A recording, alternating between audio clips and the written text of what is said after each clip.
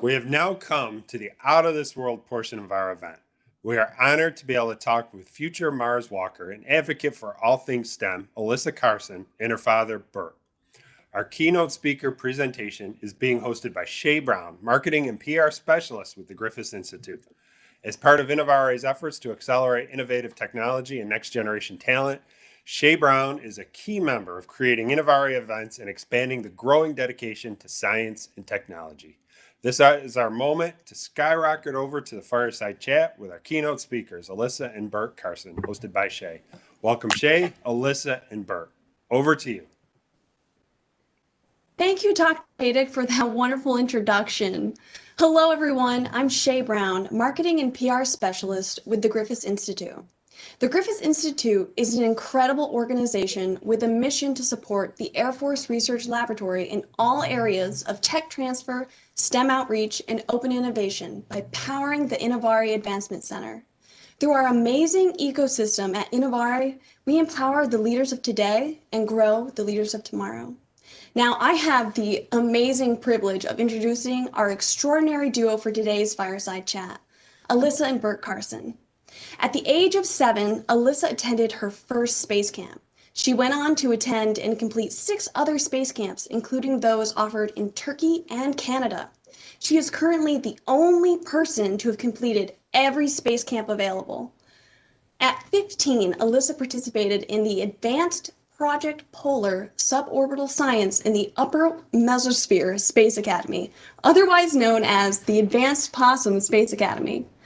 At age 16, Alyssa then became the youngest person to complete the Alabama Space Science Exhibit Commission Space Camp program. When she turned 18, she earned her pilot's license. Her vast training has included water survival, G-force training, microgravity flights, scuba certification, and decompression training. Today, Alyssa is studying astrobiology at the Florida Institute of Technology. We're so excited to have her joining us today alongside her father, Bert, whose support is the defining factor for her vast accomplishments at such a young age. Welcome, Alyssa and Bert. We're so honored to have you guys here today. Where are you joining us from? Yeah, we're both in Baton Rouge, Louisiana. We're in different areas of Baton Rouge at the moment, but we're both in Baton Rouge. That's pretty awesome. I'm assuming that there's no snow where you are then. Not quite. Definitely nothing like you guys. It's pretty incredible. Well, that's good. I mean, depending on whether or not you like snow, then that's probably the ideal setup. But so Alyssa, just to get us all started for our audience here, why don't you take us back to the beginning for all of our viewers who may not know your story? You know, where did this begin? How did your dream to walk on Mars come about? What inspired you to pursue such a bold dream? Yeah, pretty much ever since I was a little girl, I've always just really been interested in space. And Mars kind of jumped out at me when I was pretty young. I mean, my dad remembers a lot more than I do from when I was that age, but he remembers me coming and asking questions about Mars and if people had been there before and kind of space.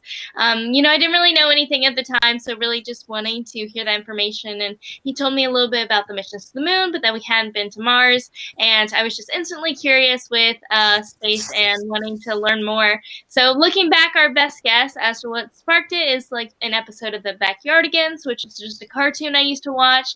I used to have a poster of the Mission to Mars episode. But yeah, really, that's just the only place we can think of as to where I would have heard the word Mars or space in general. But yeah, my passion for it just grew ever since then. Well, that's really awesome. Bert, do you have any additions to add to that, since you would remember more, as Alyssa was suggesting? Yes, good morning. And yes, I love your view. I wish we had snow. We get it about once every 10 years, I think, and about 1 inch. So we love snow. We want to be around snow. But anyway, but yeah, she just, I don't know why. I mean, I can remember that day when she walked in and was asking exactly where it came from. But yeah, that just kind of kept growing from about age 3 to 7 when she went to space camp, with her wanting to, digest every book and DVD and, coloring, but anything on space, anything, she could spot a space book across the bookstore, you know, several hundred feet. I mean, she just was all consumed in it. So it was kind of crazy for me to watch her just be so involved in that desire and that passion to go to Mars. Well, that's pretty awesome. So what were your initial thoughts then when she was like, oh my gosh, I really love Mars and like space and everything? Were you were just like trying to embrace that with her and encourage it and let it grow as much as possible? I'm assuming, obviously. Well, yeah, I mean, obviously I told her you can do anything you want to do. I mean, I think parents should support their kids. But, honestly, when she was that young and saying that, I just figured it would be some type of a phase. Kids always are changing their minds or wanting to do something. So, I figured in a week or two, she'd want to be a princess, and then maybe a couple of weeks later, a frog. I mean, who knows, but that's what I'll say. It just never went away, and after a while, it kind of got a little scary. I specifically remembered she was either 5 or 6 years old studying the Mars map, and I said, "Baby, what are you doing?" And at the time, we were sending rovers to Mars, and they were bouncing, landing and by bouncing on airbags. And she said, "Daddy, when we go to Mars, we're going to be bouncing, across the planet as we land. So I need to study the map in case we get lost so I know where we are." And I thought, that's just not normal for a 6-year-old to be thinking like that. So I kind of really, my head into it that maybe this is a phase. And so of course it just kept going on and never stopped. Yeah, and it clearly hasn't been a phase, which is awesome and super exciting to see because it's really important for people to see young people who have such a passion and to hear them and listen to them say like, look, I have a dream, I have a goal, and I can accomplish it, because a lot of times we don't give kids enough credit for what they're capable of doing. And I know that you're in college now, but you were like, a kid then, a lot more than you are now. You're not really, you're an adult, you're in college, you're doing your college life thing, but it's really great, Bert, that you actually sat there and you said, I hear you and I want to help you with that because we don't give kids enough credit for what they're trying to do. And the reality is that the path, Alyssa, that you took was just not a typical one. So tell us, where are you at now in your journey and what kind of have you done so far to get to this point? Yeah, totally. I mean, kind of going into this, obviously, with the aspiration of being an astronaut, there's no rule book guidelines to actually help you get to that point. And I think that's actually one of the things where people get so almost intimidated by having such a big goal of being an astronaut, just because there really is no guidance to get there. If you're wanting to go into a lot of other careers, you go to school for this specific thing and that kind of gets you to your end point, whereas being an astronaut is much more broad and open. So really the way I looked at it was, I knew that I would have to go through schooling and study something and be really good at it to eventually become an astronaut. And that's really what I started with. So it was really just trying to figure out what I was interested in, particularly in space, and figure out what I want to do. So pretty early on, I kind of figured out that I didn't necessarily want like the pressure of being like a pilot or commander or anything like that in terms of like a space flight. And I was always much more interested in like maybe doing an EVA or maybe doing some science. That kind of already started leaning me towards which area I'd want to pursue. And so that's kind of how I ended up in astrobiology today, which has been absolutely amazing. I'm loving that. Really glad that's kind of the path I've gone down. But really looking at the big picture, I was thinking, okay, so to build a resume, what would look good on it? And that's kind of what I've continued to do. So, I mean, everything that I've done obviously isn't necessary, but it's just really connecting things that have interest me to things that I thought would be beneficial on a resume. So, yeah, just really currently now just continuing through schooling. I do want to continue flying, although I don't necessarily want to do it professionally. I do think that's really important to have those skills. So next steps are really just continuing getting like my instrument rating, also getting involved in as much work as I can, real research that's going on. I will continue to work with Project Possum, doing any sort of research campaigns and stuff that they're doing. So looking forward to all that. But yeah, growing up, it was always just looking for those opportunities or things that would connect to what I was interested in. So I think that that's really, really cool. Excuse me. Mostly because like you're showing that although you had an idea in a line of like, okay, I want to get to this endpoint, you're showing that that endpoint actually has branches and that there are many different parts of that like directional point that make up that point. So you need different elements to bring it all together. And you know, you realize I like flying, it's really fun, but it's not necessarily something that I want to continue to do professionally, but I love the research side of it. And I know I have heard you talk about how you do enjoy the idea of, you know, the bacteria that could potentially be living on Mars and all that stuff. And I love that because it is really, really crucially important, especially for the kids listening at home right now, to know that there are so many different elements that go into making up these kinds of things. Even these big, huge missions, especially, it takes so many people. And so you must find it then extremely exciting to continue to, you know, address those kids and say, look, you can do this kind of stuff because there are so many opportunities and openings, right? Yeah, I definitely think that's one of the really awesome parts about the space industry and kind of the science industry almost in general. You know, looking at space, there are just tens of thousands of jobs and so many non-traditional jobs that you can get involved in. And I definitely think that's probably one of like the funnest parts about getting to talk to kids about space. Is really getting to teach them about all the cool things that they can go into, and especially other kids looking at having a dream of becoming an astronaut, really like teaching them like, yes, I mean, I can try to help you and I can try to guide you, but it's really going to come from what you're interested in and from like what you're feeling and what you're passionate about. So that's really cool to always see happen. But yeah, there's definitely all sorts of jobs. And I think that even, you know, looking at younger kids, teaching them that it's, even though space is full of STEM, even stuff beyond that, like psychology and journalism and so many other parts go into the space industry. So it's pretty cool to see how all these different people from so many different backgrounds can all come together to do such incredible things in space. And I have to take an assumption here, but I assume that your mentality with like, you know, you have to go with what your passion is in STEM in general, in those vast fields that you mentioned, must come from your father, Bert, because that's obviously must have been what he was doing with you, was like, okay, you want to go into space and walk on Mars, but like, why do you want to do that? And what areas of that do you like? Right, Bert? I'm assuming that's part of what you did with helping her develop this dream. I don't know that I would go that far of saying that, but you know, yes, I mean, obviously I supported her with every decision she made, but you know, a lot of that was just her, I think, with doing all of her reading and her own research and, you know, the things that she liked to do. I mean, obviously I was a math and science person, but have nothing to do with space engineering, any of that kind of stuff. I was a freelance videographer and traveled all over the world, you know, shooting video. So, you know, I was not one to know how to steer her direction because I didn't know enough.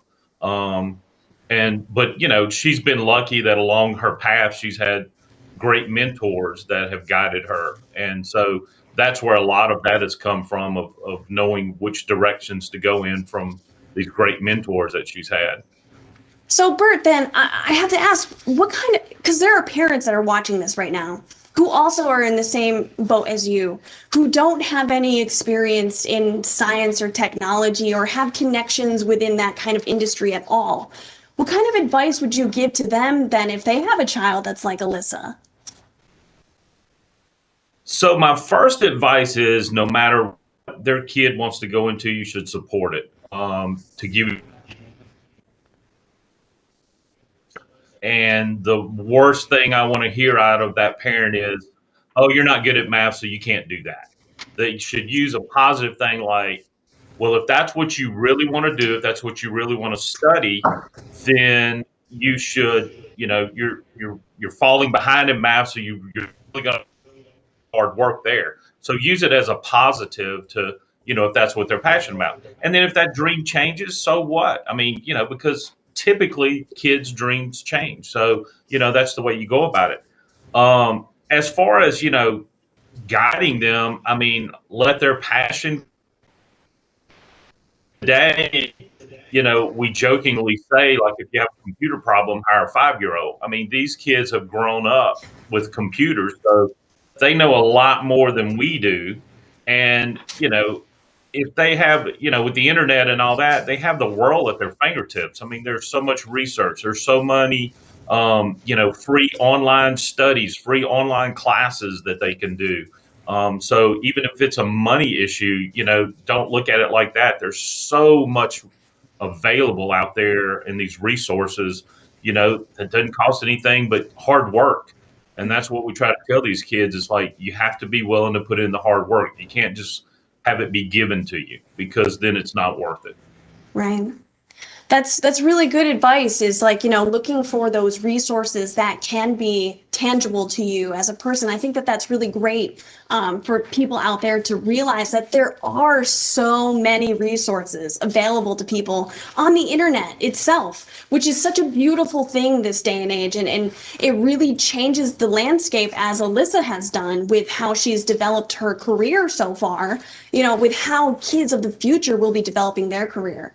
Alyssa, do you feel like you've made a really big impact with how people will be continuing to develop into being people who are astronauts, do astrobiology, go into those kind of fields, like you want to work for NASA? You've kind of really changed that landscape. Do you think that people are viewing that and saying, okay, well then I want to go this other direction too, and navigating it completely differently than how they were before?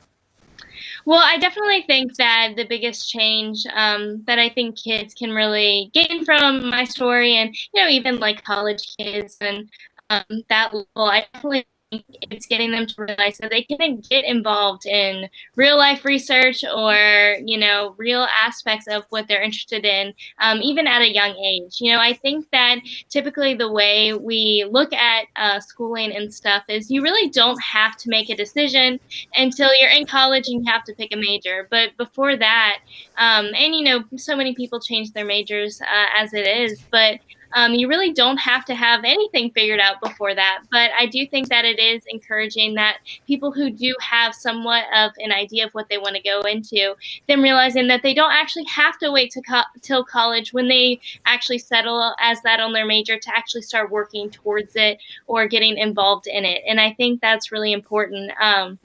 Especially since kids really are have access to so much nowadays. And I think that, as early as we can start developing our skills and some of these careers that we want to go into, we can be so much better in them. And I think definitely looking, at the astronaut corps and the space industry, so many of our astronauts, they typically are in their late 30s when they finally get to go to space. We're looking at the recent SpaceX launch. I think the youngest astronaut there was like 44 years old. He was like the youngest on the crew.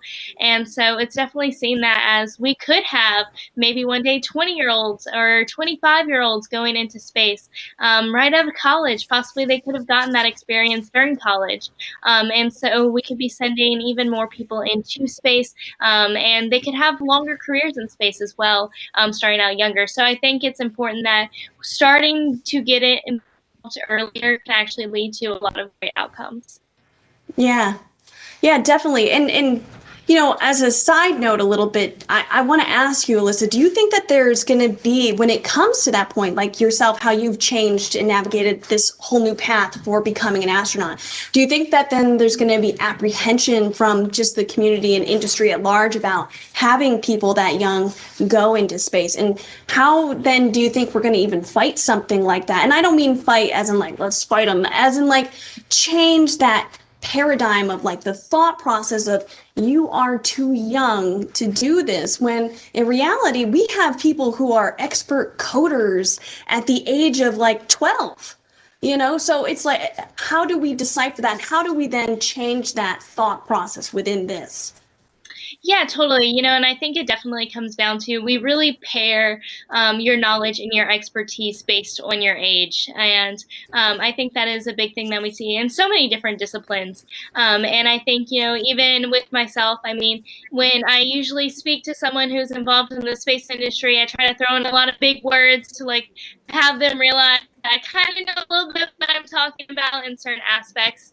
And so I definitely think that that does come into play. And yeah, like I said, and across a whole lot of different industries as well. But I think it really is just going to be looking definitely at just background and really the things that the people have accomplished and not only their age range. Of course, yes, astronauts do need to go through university and be versed in whatever field that they're going into. But yeah, I definitely think in the long run, we will be able to bring that age of astronauts down, at least some, and have some younger folks get involved in the space industry, which I think will be really amazing. And a big thing that me and my dad talk about as far as kids going to space, and especially as we start bringing in space tourism, the thing that's super fascinating is back when airplanes were coming into play, they were brand new, probably just as scary as space is to us now, and it was only about 6 months after airplanes started flying that we eventually sent a kid on an airplane. And here we are like 60 years later in the space industry, and our youngest American astronaut ever was 35. So it's definitely seeing how we are tackling space and how we look to progress in it. And if we do look to progress even further with tourism, with colonization, any sort of future big ideas, we're eventually going to have to bring that age down. Yeah. Yeah, those are really, really great points. And it kind of makes me want to shift a little bit over to Bert to ask, with all of that, then when Alyssa was a child and going through all these things and going to these astronaut camps and all these things that maybe she was too young to be doing, like going and speaking at places and everything, what did you come across and have to face as the parent in that situation to say, no, this is my child and they are capable and they're the one that's doing this because they've been accepted to do this? I guess, on some of that a little bit, we have kind of been accepted. Alyssa sat on a NASA panel when she was 12 years old. So she started having that awareness to people that, hey, young kids can do things. I wasn't like with Project Possum. I mean, back then at the time, I think you had to be a college graduate to go into it, and they allowed her to go in at 15. And I actually did want her to go in at 14, but I was a little hesitant. I said, let's wait one more year just to give her a little bit more maturity. She was in the middle of getting her scuba certifications and got her advanced scuba license. So I was very happy when, she first started that. And here she's surrounded by, 28, 35, 40-year-olds, and they're just, I think, because they got around her and saw that she was serious and she was passionate and she, this wasn't just a game for her. This wasn't, oh, I want to be famous or whatever. It's a reality of this is what I want to do the rest of my life. So they took her in, and that was comforting to see that. And, Alyssa talks about that in one of her TED Talks about changing the paradigm. And a personal story, I'm a single dad raising a daughter. Well, I had a single mom raising a son who got in touch with me and kind of mentored her along of, what to do. Now, he was into rocket engines, and here he was at 12 years old having a rocket club, out in Arizona with all these adults and stuff. Well, fast forward at age 16, he went to work over at Johnson Space Center helping with rocket engines. So, we are starting to see some of that acceptance. There's not a lot of it out there, but I think the more that we get, those kind of people or Alyssa or people seeing that, when you go to college and then you graduate, you've put in like, say, 10 years of studying that subject. Well, like with Alyssa, if you look at her, she had her 10 years in by the age of 17 and getting her applied astronautics certification. So again, it's, it just, let these kids, if they're capable, let them prove it to you. And I think that again, that's what we saw at Project Possum. They took her in at 15.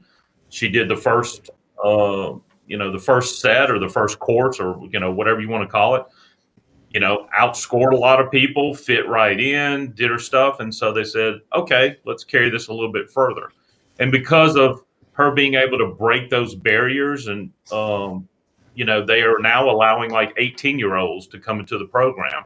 I don't think they'll ever let another 15-year-old in, but at least we brought that age down from 24 or 23, whatever it is, 21 maybe, whenever you're getting out of college, down to 18. So we're starting to get those younger people involved in Project Possum, and of course we're constantly talking about that. And as a citizen science group, that's what they're out there doing. I mean, people are talking about wanting to change our world and make it a better world. Well, that's a lot of what Project Possum is doing, is trying to figure out what's going on out there.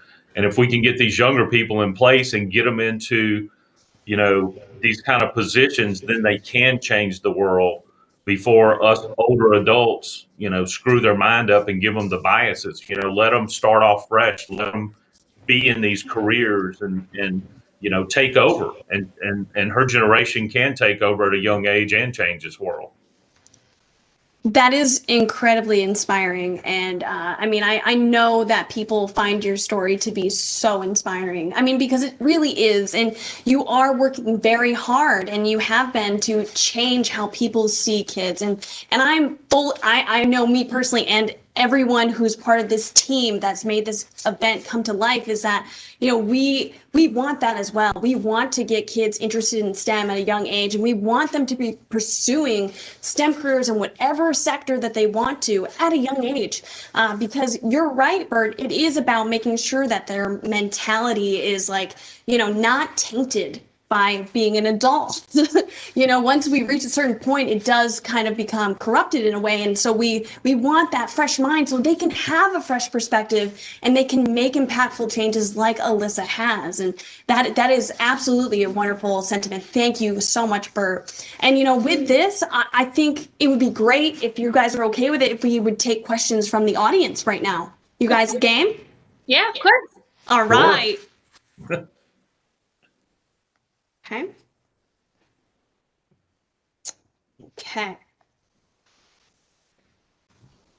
Here's a live question from a dad of an excited daughter. They're in Colombia and they're interested in becoming an astronaut as well. Can you give Daniela a shout out and ask Alyssa what advice she has for someone who is interested in this and how to proceed? Yeah, totally. Well, obviously, hi, Daniela. I'm glad you're tuning in.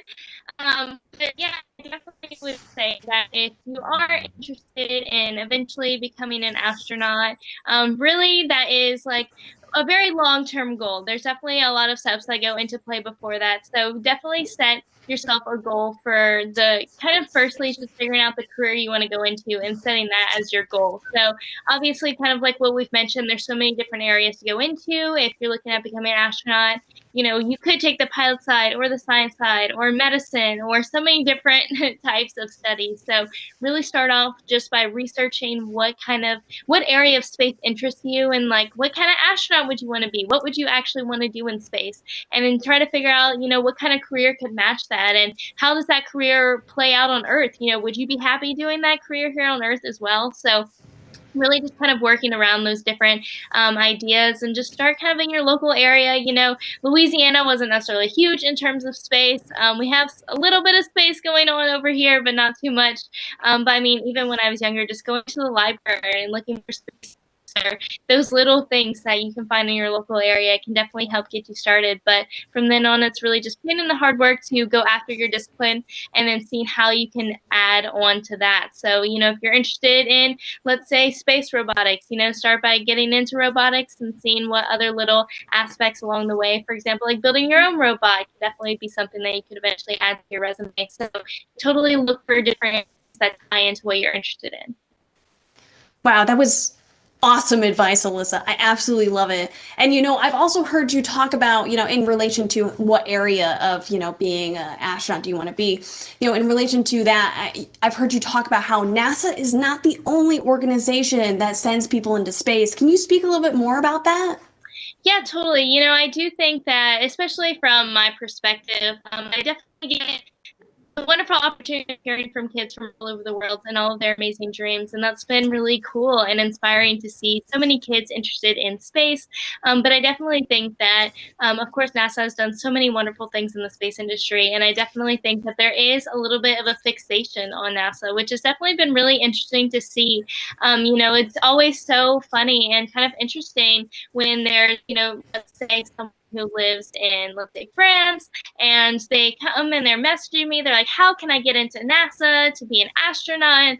And definitely from my perspective, I'm like, the European Space Agency is right there. They have astronauts. They're sending satellites. They do so many other amazing things. So I think it's really cool that we also acknowledge so many of the other amazing industries and agencies that are doing stuff in space, especially with the private sector coming to play. I do think that SpaceX, as well as so many other private space agencies, Blue Origin, Virgin Galactic, all of those are really going to add a whole nother layer to space. But yeah, I just think that there's so many people involved in it. So definitely, if you are looking to go into a space agent or work in some sort of space job, go work for a space agency. Definitely, NASA is a great option. But yeah, definitely look for some of those jobs in so many other companies as well, because they're totally there.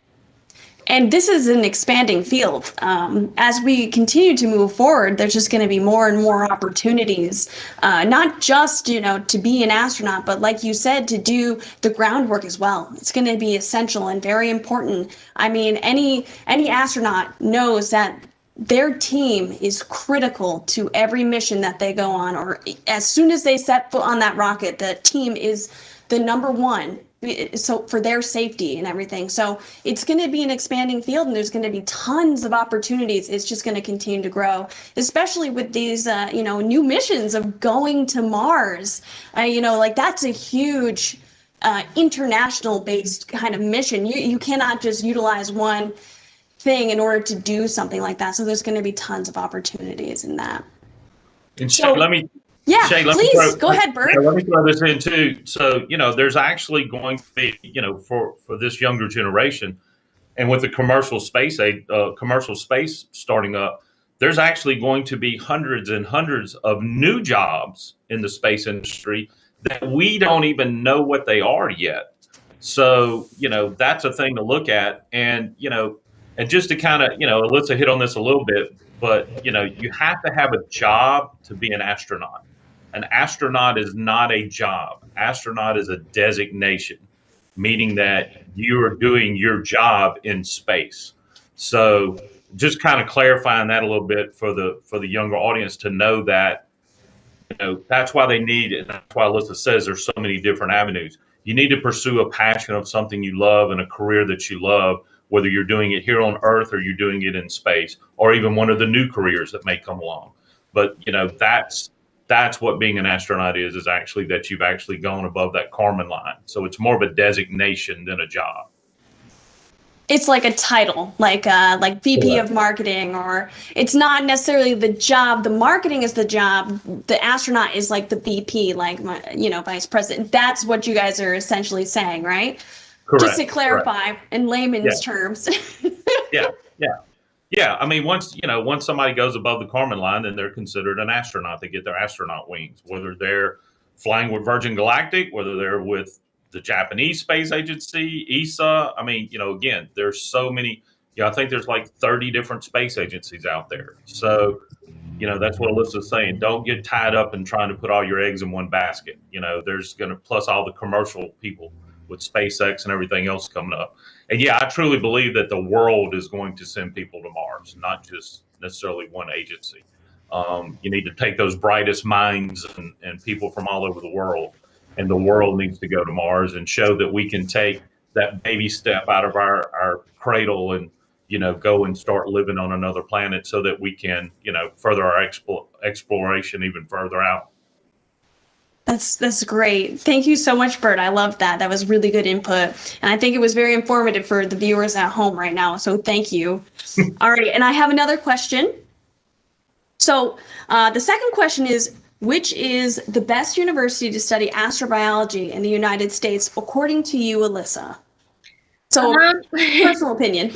Yeah, I guess according to me, well, I guess I'll say that my university is the best university to study astrobiology. I go to Florida Institute of Technology. It's been really lovely there. If you are interested in astrobiology, which I would recommend astrobiology, it is super interesting. It is essentially, just kind of clarify a little bit, astrobiology is really just every sort of science and then trying to apply it to space. So you're really going to study all different types of biologies, all different types of physics, all the chemistries, all the maths. So if you're interested in STEM, it's kind of right along that. And then really applying it to space. One of the really awesome parts about astrobiology is that as far as research goes and as far as jobs in the future, you can really go anywhere from studying bacteria to studying plants to studying entire planets if you want to. So really the area of research is huge in that. So that's something that's really cool. But Florida Tech was a great fit for me. I've absolutely loved kind of being on the Space Coast, being around a lot of the happenings in the space industry. It's obviously cool to be able to see a rocket launch from campus. You know, sometimes you're walking to class and you're like, oh, there's a rocket launch. Let me go see who's launching today. So that's pretty cool. It is kind of a difficult degree to find at most universities. Astrophysics is much more popular. So kind of be on the lookout for that because it is a little bit tough to find universities. I know that there are a few around the country, but yeah, it's definitely not as popular as some of these, some other space degrees. Well, that's like a really cool fact that you're like, I'm going to go to my physics class. Oh, there's a rocket. That's awesome. That's actually really interesting because Innavari has a runway that's right next, it's like on the runway. So that's very similar. You get to experience, you know, planes coming in and out all the time. Helicopters, what have you. So it's a very common experience, a little bit different because they're not going to space, but nonetheless, Right. very similar. Very cool. That's I didn't know that about Florida Tech, that you could see the rocket launches from campus. Like, that's really cool. Yeah, it's pretty amazing. So we're about 45 minutes from Kennedy Space Center and everything. So we're not too far. We typically for like big launches, for like for example, like this past SpaceX launch or like big launches that we kind of all anticipate. A lot of times, a lot of people will go to some of like the nearest beaches to go and watch it, maybe drive up a little bit closer. But yeah, sometimes, especially for a lot of the different test launches, a lot of ULA launches, a lot of SpaceX launches as well. Yeah, sometimes you just don't really like are knowing about all the little smaller launches as well. So it's so funny just to be like, oh, look at that, like just on the way to class. I do remember like particularly it was my like freshman year, and there were just a whole bunch of people like standing in like a circle kind of in this grassy area outside one of the buildings, and I was like, what is going on? Like, is this some club? Like, what is happening? And I was rushing because I actually had an exam, so I didn't like stay to see what happened. And I was like, oh, there was a rocket launch. Makes sense now. Is this a club? Yeah, it's a rocket launching club. Yeah.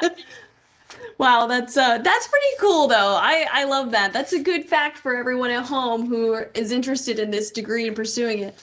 Florida Institute of Technology, you can see the rocket launches. That's a fun thing. So I do have another question. Alyssa, if the first space crew to land on Mars had only 5 people, who would you want to see on it? Age, education, personality, and skill-wise.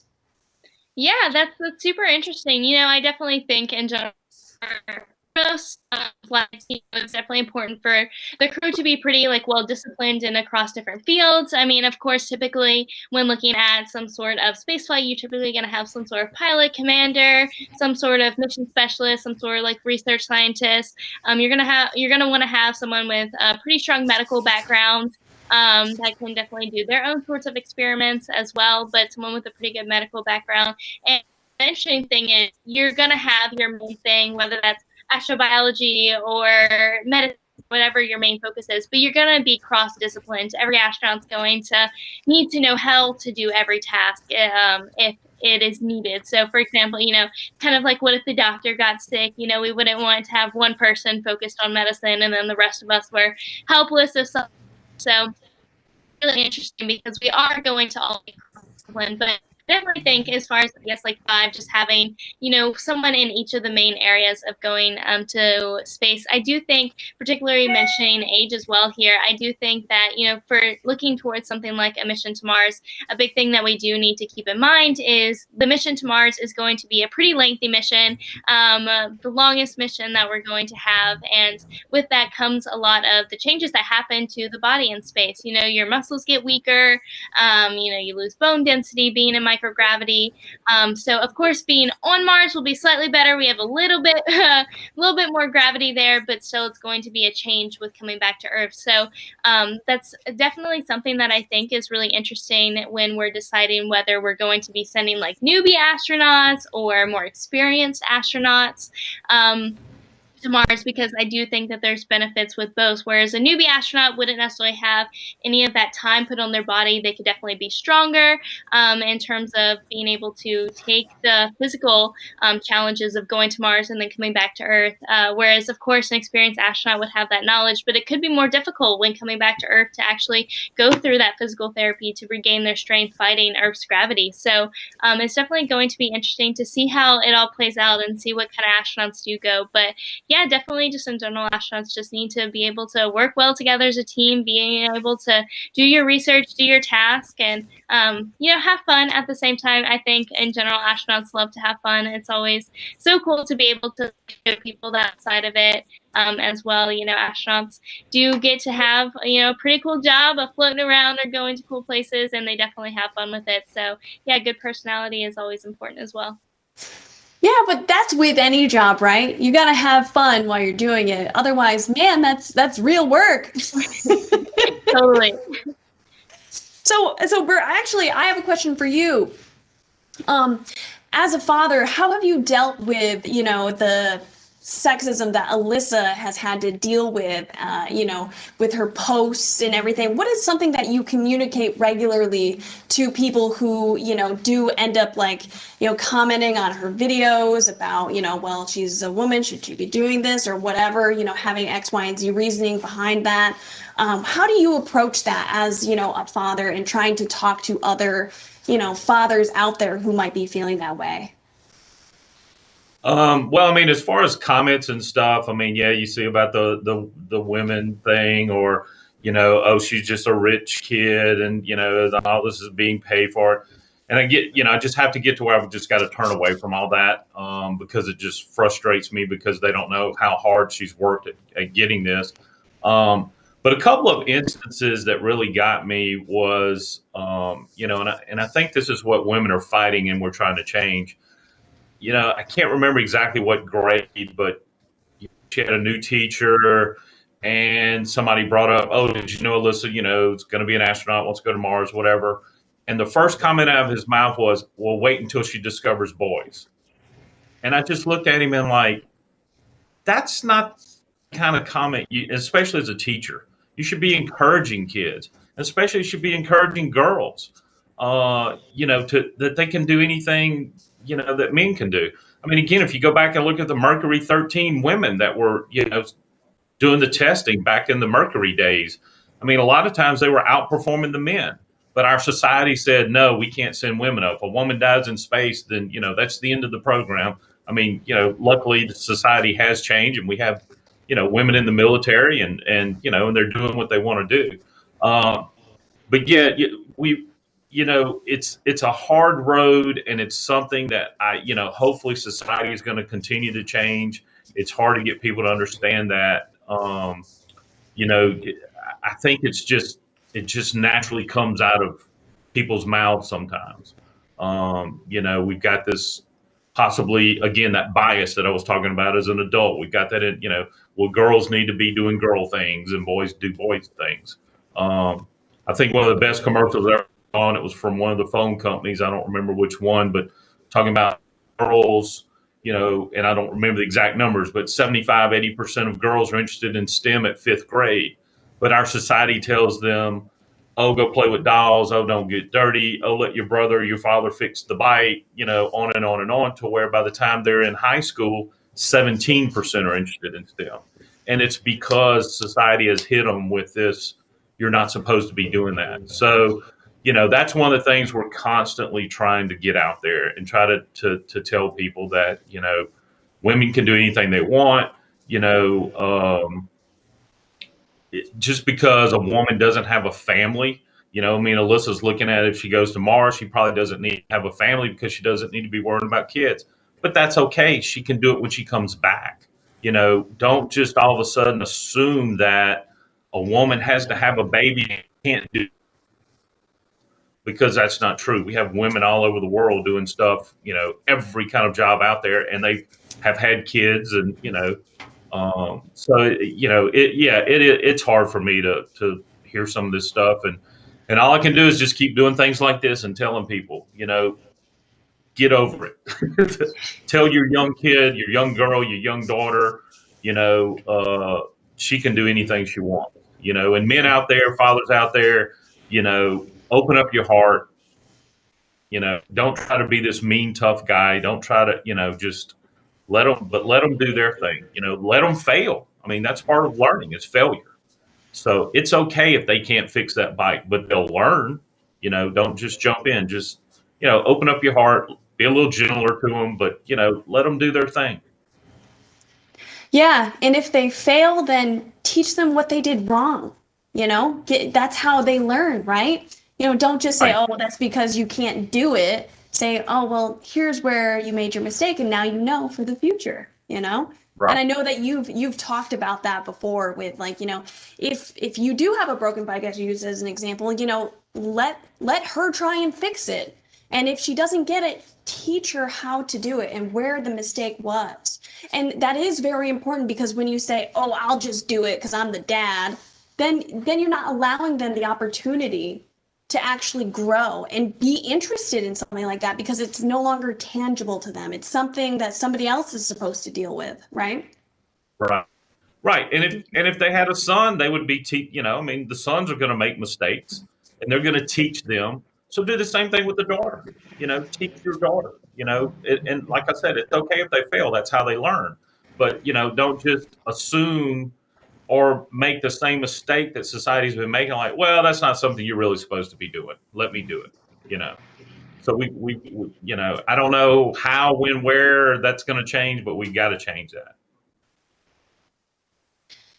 And I think that you doing this kind of work is great, because it is part of the process of changing everything. Having dads speak out about this kind of stuff, and having a daughter like Alyssa who says, nope, I'm going to do it anyway. And then supporting her that's part of the process. And we just need more people like you. And that's why we're so glad to have you here, because that is part of our initiative of getting a more diverse audience within STEM, to get them involved in it and get them working in the field. And so it's incredible to have you here speaking about that kind of stuff. I do have another question.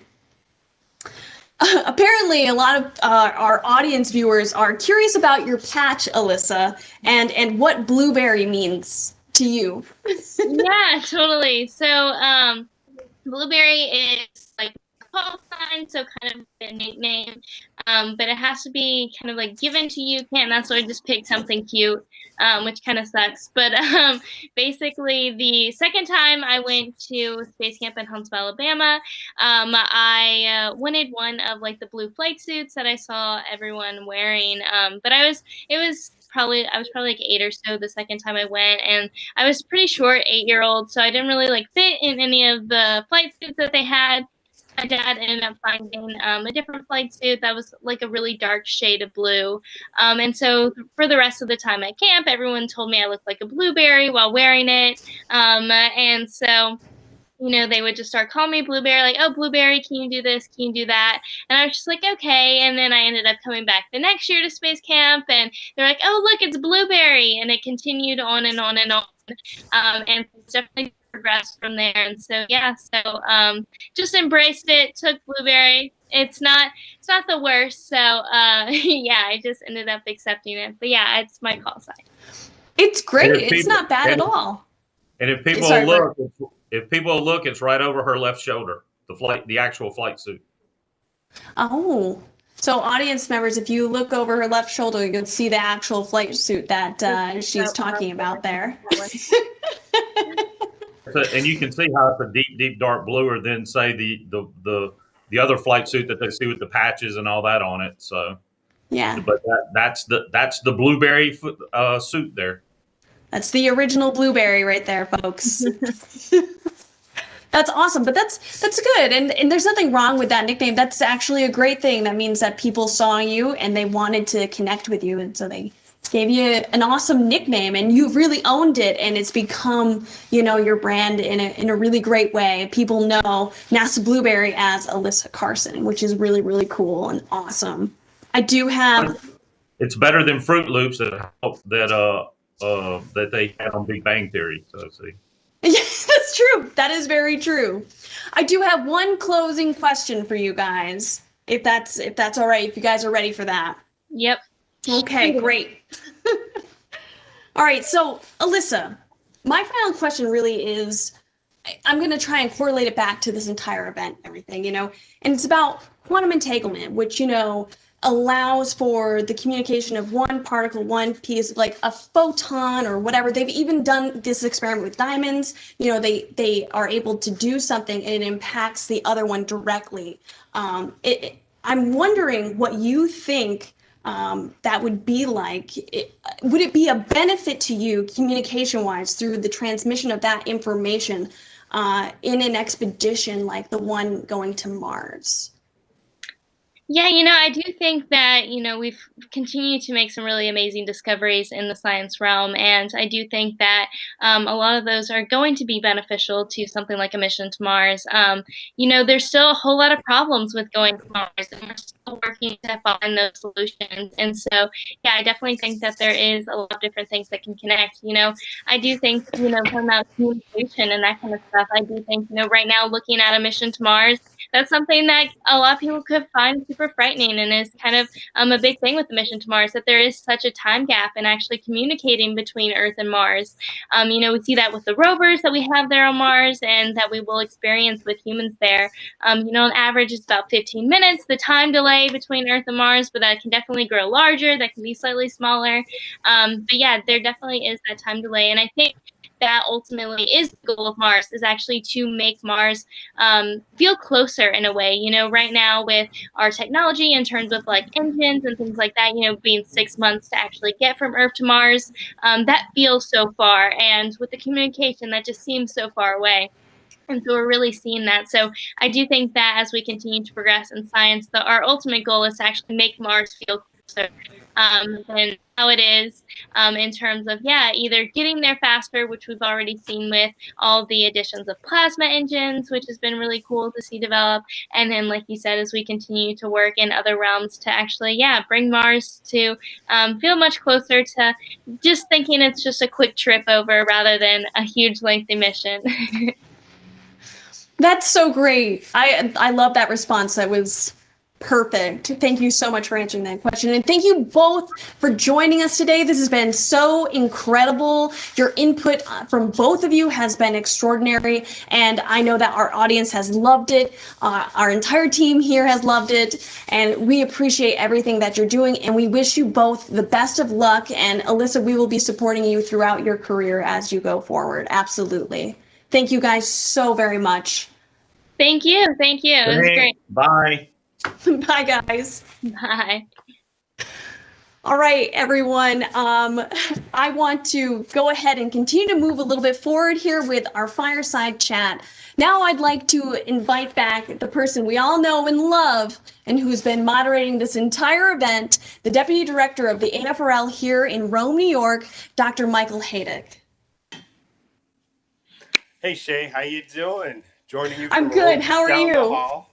And yeah, got my QIS shirt on, ready to rock. We're almost at the end here to announce, make the big announcements with Dr. Roper. So we're ready to go. We are. We're so very close. And I got to say, that shirt looks very cool. Not everyone can have one of these. Actually, everyone can. So. They're limited edition, so it's okay. Exactly. So, Dr. Haydick, I really wanted to talk to you about some of the incredible opportunities that are in this area and continue the conversation about, the workforce development and STEM and all that stuff by talking about the opportunities within Avari in the lab. And it's my understanding, that you started at the lab as an intern. Is that correct? Believe it or not, it is. I started back in 1990, spent the summer here as an intern, worked in one of our buildings, and I was thinking about this the other day. Command and control section is really communications area, and what we ended up doing there, and it's neat when you think about it. Back in 1990, internet really didn't exist, certainly not as we know it today. So what we ended up doing is we were looking at how we could get computers to really just network and talk to each other. So we used Unix-based machines, put in Ethernet cables, and just through some simple programming, we're able to get them to talk to each other. So that's, it seems very minor right now. Back then, that was a pretty big step, especially, the spacing that we're looking at and just some of the technology that was there at the time. So, that was kind of my first delve into it, and who knew where we'd be thinking 30 years later in terms of things like the quantum internet. And then it turns out that, a year following that, I had a great experience. I was, the time of my internship, I was a junior at Clarkson, went into my senior year, looked at different opportunities and couldn't pass up the one that the lab had presented to me in terms of coming to the lab, work at the lab, but I would get a opportunity to go on and get my master's degree as well as get my PhD with the Air Force paying for it. So tremendous educational opportunity, too good to turn down. Ended up joining, the lab. It was RADC at the time, and started working here. Worked in what was called the Photonics Center at the time, and we had some pretty neat projects back then that we were working on. And again, kind of relates to what we're talking about now in terms of quantum being so early, kind of in its infancy, while photonics and the use of light and optics at that time were kind of in its infancy. And we were struggling. We were doing what were called wavelength division multiplex networks back then, or time division multiplex networks back then. And, we would say, oh, this is going to be great. We're going to put fiber on planes. It's going to be so much lighter, and it's going to give you this cool thing of bandwidth. And, the commercial world really needs this bandwidth. And people look at us, well, what the heck do you mean by bandwidth? Why do you need bandwidth? So, we'd always kind of scratch our heads and say, oh, we got a couple things in mind. One of them was video streaming. We'd say, oh, if you have all this bandwidth, you can stream videos and TV shows, and you wouldn't need to watch them at the same time, and you can actually watch movies. And then people look at us like, well, why would I want to do that? This is 1990. I could do something cool, like just go to Blockbuster, pick out my favorite videos, and let's hope they're not all taking the cool ones, right? So we're like, no, trust us, this will work out. And then there's this other thing that we kind of Jetson-ish, right? So if you watch the TV show The Jetsons, we'd be like, oh, they used to do these video phone calls and talk to each other in different parts of space, right? And we'd be like, well, no, you could do that, right? So once you have the bandwidth and technology, you can certainly do live video. And lo and behold, what are we doing today, right? WebEx, Zoom, it's just kind of taken over our world during this pandemic, and here we are. So I guess my point was, we were doing things back then that we didn't even know what the applications were. We just knew that it would have such a great importance, not only in terms of technology, national security, but really an economic advantage as well. And I think we're really at that nexus point for quantum as well, where we're in those early infancy stages of quantum technologies. Wow. And honestly, I'm sorry, that's super impressive to know that, as an intern, you were doing such in-depth work like that. So I'm assuming then these internship programs that we offer at the lab are that you put kids, it's like freshmen in college to PhD level students into the nitty-gritty of what's happening at the lab, correct? Absolutely. So, throughout, so when I was an intern, and certainly we've carried that forward, and now that I oversee a lot of those programs, absolutely, we place a heavy emphasis on our interns. We want to give them challenging projects. We want to challenge them, right? We want to see what they know when they come in, but we also want them to learn and grow while they're here. So we give them challenging problems. Put them on teams. We team them up with mentors. We have them work, on tangible problems at the right level. So I'm going to be pretty specific about that as well. So, we do hire folks from first year undergraduate, so right after their freshman year, on up to PhD level. But the problems and the projects are scoped accordingly. So, we have them working at the right levels. But with that said, they're challenging problems as well. And we want the students to come away with, a sense of accomplishment at the end. And a lot of times what we see too, so not only do we have students working here in the summer, we have summer faculty working here as well. So you add up those numbers, we grow our workforce by about 200 people during the summer.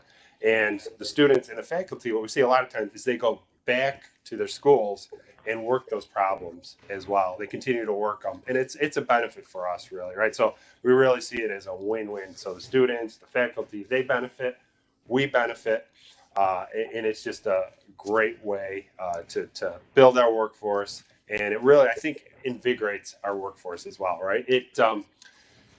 Come the summer months, we bring the students in, they bring fresh ideas with them. They look at things differently, right? They may have learned things in school that were different than our scientists and engineers that were taught or, think about in their day-to-day routine. So it brings that fresh ideas, fresh thinking, and everyone just gets kind of excited during the summer months. That's an awesome point to make, actually, Dr. Haydick, because of what we were just talking about with Alyssa and Bert Carson in regards to having young people involved in STEM and what kind of benefit that can be when we entrust younger people to do these major things. And I just want to take a moment here, guys, to our audience at home. If you are a freshman in college up to PhD level right now, there are open applications for the summer 2021 internship programs at the lab. And if you want to use your phone to scan that QR code and apply, it'll be open until January 31st. So go ahead and do that. We're accepting them right now. And as I am aware, Dr. Haydick, it's a very competitive application process, right? It certainly is. So the great part is we get applications from all around the U.S. for our program, and we're very proud of that. Our program continues to grow. And the real reason is that we have great mentors. And in fact, a lot of the mentors are former interns that ended up becoming full-time employees at the lab. So that's great to see. So, for example, earlier today, you saw Laura Wessing on the workforce panel. Laura was an intern for us, during her time at Potsdam State, and then ended up becoming a full-time employee for us, and now is a mentor for summer students. So it's kind of that give back mentality as well. So we get really excited about that. But because of that, we do see a lot of applications every year. It's very competitive. We hire maybe 10% of the applicants we get. Those numbers vary on what we hire, maybe between 50 and 100. We do have a couple different programs that folks can come in through. The one we have up on the screen with the Griffiss Institute is certainly by far our biggest program. So we want folks to apply to that. But it is competitive, and I want folks to be aware of that. And you will be challenged when you come here. But even if once you come here, you work for us this summer, it may lead to full-time employment. But it may not as well. Folks often go on to great careers elsewhere, and we're very appreciative of that the fact that we were able to give students a solid footing and a start in their career. So it's pretty cool, I think. And talking about the different sectors as well, that you hire, people in. Quantum is one of the biggest ones, where you hire maybe the most interns at the lab. But there are other sectors that you hire interns for, correct? Oh, absolutely. So that's a great point. I'd like to spend a minute or two talking about. So obviously the focus the last 2 days with the Collider event has been on quantum. And we do hire a lot of quantum interns, as you just mentioned, by far probably the biggest group within our laboratory right now. But we hire across all areas in the information director. And you think the information directorate, easy, think about information technology. So things that would be very applicable to the Air Force. So a lot of the deep technologies we've kind of talked about. So in addition to quantum, artificial intelligence, machine learning, cyber, nanotechnologies, UAS or drone technologies, data analytics, data fusion, all those kind of things that really, when you think about how you can turn data into information, is what we're all about in the information directorate. So, we hire across all those areas. We have great mentors, and we really are looking to cover all those fields. So if you're interested in those fields, please, by all means, apply.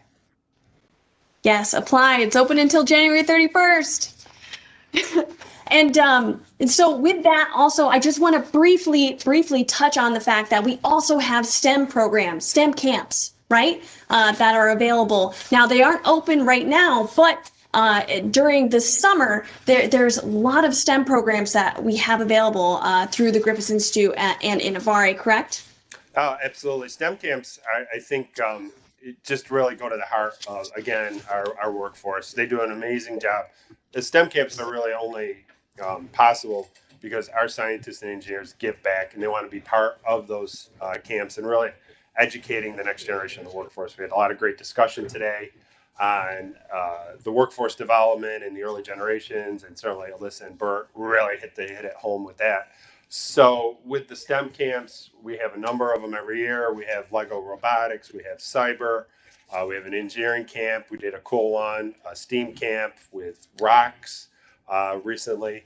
Just kind of this, all-encompassing that do apply to the information director. We did a quantum one 2 years ago, actually. So the cool part with the STEM camps, as well as our internships, right? So obviously where we are right now in the midst of the global pandemic is that we did pivot this year. So both internships as well as the STEM camps went all virtual. And that was kind of neat because we believe STEM is all local in terms of building that local workforce and that next generation. But it gave us the chance to kind of broaden our scope and go out, and we had students in STEM camps from around the U.S. And it was pretty neat. I actually, was a guest speaker on one of them, an engineering one, and get challenged with some tough questions. I was just impressed with the person who was asking these questions. Turns out he was an 8th grader. It was an engineering camp, or it might have been an Arduino camp. But he asked me, the difference between a GPU architecture versus an ARM architecture and the vector matrix multiplication that goes on in the two of them. So I was literally starting to sweat a little bit and trying to answer his questions. But I was like, man, I want you to work for us someday. I love that story, though, because it reinforces everything that we just got off with Alyssa and Bert talking about, how we need to entrust kids with these capabilities because they are absolutely capable of achieving these incredible things, making us all sweat with their intelligence. Like, oh, I'm sorry, I didn't know that you were so smart. I wasn't prepared for that. But that's such a great story, and it's very, very real. And I love that you shared that. Thank you so much. And I just want to add that for accessibility, we actually have sponsorships available for our camps, our STEM camps. So, we want to make it as, even though we've transferred into a virtual landscape, and that will probably continue. So that's another way that we're expanding our audience. We also offer sponsorships, for, people who may not have that access to be able to do that, and they will be able to with the sponsorship, right? Absolutely. I think that's a great point to kind of tie things together here and maybe wrap up, is that, we're looking to, we heard about it earlier, right? Broaden our workforce, diversify our workforce, have an all-inclusive workforce, and things like these sponsorships, these STEM opportunities, I think are a great way to build it, especially as we look, forward to those deep technologies such as quantum and machine learning, artificial intelligence, those kinds of things. So awesome. This has been a great discussion, Shae. I think yes. We're about ready to wrap it up here and head on Absolutely. over to the culmination of our event, as I see Dr. Roper is with us now. Thank you both. Enjoy the rest of the show. Thank you so much. Bye now. All right. Thanks again, Shae.